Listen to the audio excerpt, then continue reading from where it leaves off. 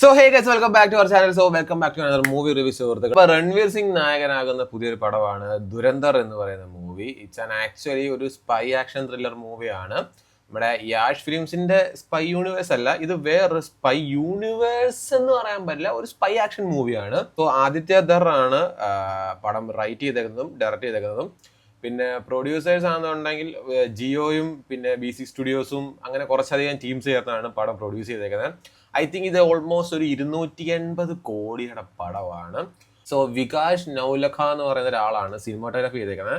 Music ചെയ്തേക്കുന്നത് ശശ്വത് സച്ദേവ്. ഈ actually പുള്ളിയുടെ മ്യൂസിക്കിന്റെ ജസ്റ്റ് ഒരു കമ്പോസിഷനെ പറ്റി നമ്മൾ ഇതിന്റെ ഒരു ട്രെയിലർ അറിയാൻ പറഞ്ഞിട്ടുണ്ട്. ലാസ്റ്റിൽ ഒരു ചെറിയൊരു പ്ലോട്ട് കാണിക്കുമ്പോൾ അത് ഭയങ്കര രസമാണ് കേട്ടിരിക്കാനായിട്ട് ആ ഒരു ഇത്. പിന്നെ പടത്തിന്റെ കാസ്റ്റിലേക്ക് വരുവാണെങ്കിൽ രൺവീർ സിംഗ്, സഞ്ജയ് ദത്ത്, അക്ഷയ് ഖന്ന, പറയാം. പിന്നെ R മാധവൻ, പിന്നെ അങ്ങനെ കുറച്ചധികം ആൾക്കാർ. പിന്നെ ഇതിനകത്ത് ഹീറോയിനായിട്ട് വരുന്നതെന്ന് പറഞ്ഞു കഴിഞ്ഞാൽ താരാ അർജുൻ. ആക്ച്വലി പുള്ളിക്കാരത്തിൽ നിങ്ങൾക്ക് അറിയത്തില്ലെന്നുണ്ടെങ്കിൽ നമ്മുടെ ആൻമരിയ കലിപ്പിലാണെന്ന് പറയുന്ന മൂവിക്കകത്തുള്ള കൊച്ചു ആ പുള്ളിക്കാരത്തെയാണ് ഇതിനകത്തുള്ള ഹീറോയിനായിട്ട്, അതായത് രൺവീർ സിംഗിന്റെ പേരായിട്ട് വരുന്നത്. So coming to the movie, seriously guys, Dhurandhar എന്നുള്ളൊരു പേര് കണ്ടപ്പോഴേ ഞാൻ വിചാരിച്ചത് പടം വൺ ദുരന്തം ആകുമെന്നാണ്. But oh my god, movie is awesome man. Awesome. Actually ഇതൊരു 3 മണിക്കൂറിന് മണ്ടയ്ക്ക് വരുന്നൊരു പടമാണ്. സോ 3 മണിക്കൂറിന് മണ്ടയ്ക്ക് വരുന്ന പടം ഓഡിയൻസിനെ പിടിച്ചിരുത്തണം, അത് അവർ വേണ്ട രീതിക്ക് ക്യാരക്ടേഴ്സിനെ ഡെവലപ്പ് ചെയ്യണം, അവരെ പ്രസന്റ് ചെയ്യണം. ഇങ്ങനെ ലോട്ട്സ് ഓഫ് കാര്യങ്ങളാണ് അതിനകത്തുള്ളത്. സോ ഇതെല്ലാം എങ്ങനെ നോർമലി ഇപ്പോൾ റീസെൻ്റ്ലി ഇറങ്ങിയ ചില സ്പൈ മൂവീസ് ഞാൻ എന്താ പറയുന്നത്, സോ ആ മൂവീസിനകത്തൊക്കെ വെച്ച് നോക്കുമ്പോൾ അത് അടാറ് ദുരന്തങ്ങളായിരുന്നു. ഭയങ്കര ബിൽഡപ്പ് ഒക്കെ വന്നത് അടാറ് ദുരന്തമായിരുന്നു. അപ്പൊ ആ ഒരു സാധനമാണ് നമ്മുടെ മൈൻഡിൽ കിടക്കുന്നത് ഈ പടം കാണാൻ പോകുക. പിന്നെ രൺവീർ സിംഗ് ഓഫ് കോഴ്സ് ഈ പബ്ലിക്കലി കാണിക്കുന്ന ചില കോമാളിത്തരങ്ങളും കാര്യങ്ങളും കാണുമ്പോൾ നമുക്ക് പലതും നമുക്കിങ്ങനെ തോന്നും. ഓക്കെ, ഇനി എനിക്ക് പേഴ്സണലി തോന്നി, മറ്റുള്ളവർക്ക് തോന്നിയില്ലെങ്കിൽ അതില്ല. എനിക്ക് പേഴ്സണലി ഞാൻ ഒട്ടും പ്രതീക്ഷയിലാണ് ഈ പടം കണ്ടത്. സോ ഇത് ശരിക്കും ഞെട്ടിച്ച് കളഞ്ഞു. അതായത് ഫൈറ്റ് സീൻസും കാര്യങ്ങളൊക്കെ ഭയങ്കര ബ്രൂട്ടല് എന്നുവെച്ചാൽ സെൻസറിയും കാര്യങ്ങളൊന്നും ഇല്ലാത്ത ഒരു വയലൻസ് ആണ് ഈ മൂവിക്ക് അത് കാണിക്കുന്നത്. ഐ തിങ്ക് എനിക്ക് തോന്നുന്നു ചിലപ്പം ചില ഭാഗങ്ങൾ ട്രിം ചെയ്യാനുള്ള ചാൻസ് കാണുന്നുണ്ട്. സോ എത്രയും പെട്ടെന്ന് പോയി കാണാന്നുണ്ടെങ്കിൽ അത്ര നല്ലതായിരിക്കും. സോ ഇത് ആക്ച്വലി ടെററിസ്റ്റുകൾ ഇന്ത്യ അറ്റാക്ക് ചെയ്യുന്നു, ദെൻ ഇന്ത്യ നേരെ തിരിച്ച് കുറച്ച് ഓപ്പറേറ്റ് ചെയ്യുന്ന കുറച്ച് മിഷൻസും കാര്യങ്ങളൊക്കെ തന്നെയാണ് കാണിക്കുന്നത്. പക്ഷെ അത് വേറൊരു കാര്യം എന്താണെന്ന് വെച്ചാൽ, നമ്മൾ നോർമലി ഇതുവരെ കണ്ടിട്ടുള്ള ഈ ഒരു ഇന്ത്യ പാകിസ്ഥാൻ ആ ഒരു സംഭവത്തിന്റെ ഒരു ഒരു മേക്കിംഗ് എന്ന് പറയുമ്പം ഇന്ത്യയിൽ നിന്ന് കാണുന്ന ഒരു കാഴ്ചപ്പാടിലായിരിക്കും നമ്മൾ ഇത് കാണുന്നത്. ഞാൻ മനസ്സിലാച്ചാൽ പാകിസ്ഥാൻ നമ്മൾ അറ്റാക്ക് ചെയ്യുമ്പം ഇന്ത്യയിൽ നമ്മൾ എന്തൊക്കെ കാര്യങ്ങളാണ് നമ്മൾ ഇവിടെയൊക്കെ ചെയ്യുന്നത്, ദെൻ നമ്മൾ പാകിസ്ഥാനിലേക്ക് എന്തൊക്കെയാണ് ചെയ്യാൻ പോകുന്നത്, ഇവിടുത്തെ കുറച്ച് പ്ലാനിങ് കാര്യങ്ങൾ, അല്ലെങ്കിൽ ഇവിടെ നിന്ന് നമ്മൾ ഓപ്പറേഷൻ ചെയ്യുന്നതായിരിക്കും നമ്മൾ കാണുന്നത്. പക്ഷെ ഇതിനകത്ത് കാണിക്കുന്നത് പാകിസ്ഥാന്റെ വ്യൂ പോയിന്റിൽ നിന്ന് ഇന്ത്യ അറ്റാക്ക് ചെയ്യുമ്പോൾ പാകിസ്ഥാനകത്ത് നമ്മുടെ ആൾക്കാർ എന്തൊക്കെ ചെയ്യുന്നു എന്നുള്ള അവിടെ നിന്നുള്ള ഒരു വ്യൂ പോയിന്റിലാണ് ഈ മൂവി പോകുന്നത് കംപ്ലീറ്റ്. സോ ഇതിനകത്ത് ഓഫ് കോഴ്സ് നിങ്ങൾക്ക് എല്ലാവർക്കും അറിഞ്ഞു കാണും, രൺവീർ സിംഗ് ഇതിനകത്തൊരു സ്പൈ ആണ്. So from the beginning to the end വരെ ഒരു രക്ഷയില്ല, കിടുക്കനാണ്. 2 മണിക്കൂർ കഴിഞ്ഞിട്ടാണ് ഇതിന്റെ ഫസ്റ്റ് ഹാഫ് വരുന്നത്. ദെൻ സെക്കൻഡ് ഹാഫ് എനിക്ക് കുറച്ച് ലാഗ് അടിച്ച് തോന്നി. ഐ മീൻ ചെറിയ കുറച്ച് വലിച്ചു നീട്ടായിട്ട് എനിക്ക് തോന്നി. ബട്ട് അതർവൈസ് ഡാം ഗുഡ് ആണ്. ഇതിന് സെക്കൻഡ് പാർട്ട് ഉണ്ട്.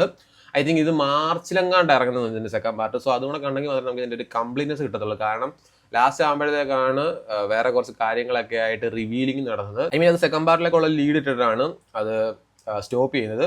സോ ഇതിനകത്ത് ആക്ടേഴ്സിന്റെ കാര്യം പറയുകയാണെങ്കിൽ രൺവീർ സിംഗ് ഒരു രക്ഷയില്ല, കിടുക്കം പെർഫോമൻസ്.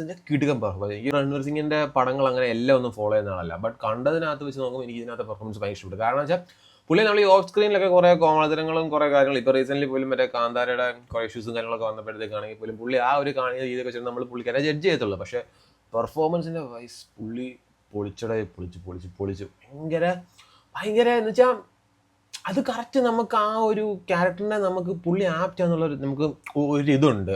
പിന്നെ അതുപോലെ സഞ്ജയ് ദത്ത് ആസ് യൂഷ്വലി ഇതിനകത്തൊരു പുള്ളിയുടെ ആ ഒരു സ്വാഗും കാര്യങ്ങളും പുള്ളി ഇതിനകത്തൊരു SP ആയിട്ടാണ്. ദെൻ അക്ഷയ് ഖന്ന എടുത്തു പറയേണ്ട ഒരാളാണ്. പുള്ളി ആക്ച്വലി പാകിസ്ഥാന്റെ ഒരു ലീഡർ അങ്ങനെയുള്ള ഒരു ക്യാരക്ടറാണ് ചെയ്യുന്നത്. പുള്ളിയുടെ ഇൻട്രോ എൻ്റെ മോനെ ഒരു രക്ഷയില്ല. അതായത് ഹീറോയുടെ എൻട്രിയെക്കാട്ടിലും കുറച്ചൊന്ന് പൊങ്ങി നിൽക്കുന്ന രീതിയിലുള്ള ഒരു സ്വാഗ്, അവരുടെ ആറ്റിറ്റ്യൂഡ്, മാനറിസം എല്ലാം കൊണ്ട് പൊളിച്ചു. പുള്ളി ഒരു രക്ഷയില്ല. പുള്ളിയുടെ കിടുക്കും കുറേ പെർഫോമൻസ് കാണാം. പിന്നെ മാധവൻ ആക്ച്വലി ഇതിനകത്ത് ഒരു IB ഓഫീസറായിട്ടാണ്.